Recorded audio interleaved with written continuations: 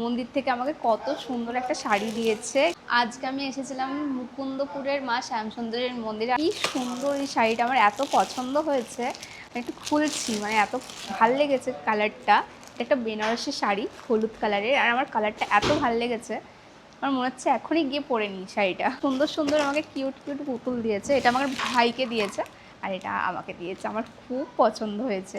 আমি next time যখন মন্দিরে আসবো আমি ভাবছি এই শাড়িটাই পরে আসবো। এত পছন্দ হয়েছে এই শাড়িটা, মনে হচ্ছে আমি এক্ষুনি পরে নিই। পুরো শাড়িটা খুলবো না। এবার আমি জানি তোমরা অনেকেই বলবে যে তুমি ভিডিও বানাও, ওই জন্য তোমাকে এরকম শাড়ি দিয়েছে। আমরা তো পুজো দিতে যাই, আমাদের তো দেয় না, তোমাকে কেন দিল, এরকম আমি জানি কমেন্ট আসবে। তাই জন্যই আমি তোমাদের দেখাচ্ছি। এখানে কিন্তু সবাইকেই দেয়া হয় শাড়ি, ঠিক আছে। এই দেখো এখানে লাইনটা দেখো, এটা দেওয়া হয়েছিল হোলির দিন, ঠিক আছে। এই বছর হোলির দিন এখানে লাইনটা তোমরা দেখতে পাবে, কত মানুষকে ফ্রিতে দেওয়া হয়েছিল। দেখো এখানে কত ভিড় হয়েছিল। এগুলো কিন্তু সবাইকে সেদিনকে শাড়ি দেওয়া হয়েছিল। আরেকদিন দেওয়া হয়, সেটা হচ্ছে দুর্গাপুজোর ষষ্ঠীর দিন। মায়ের কাছে প্রচুর শাড়ি থাকে, এগুলো মায়েরই শাড়ি, আর সেই শাড়ি আমি পেয়েছি। আমার খুবই মানে লাকি আমি যে পেয়েছি। অ্যান্ড এটা আমি এখন রেখে দিচ্ছি এখানে।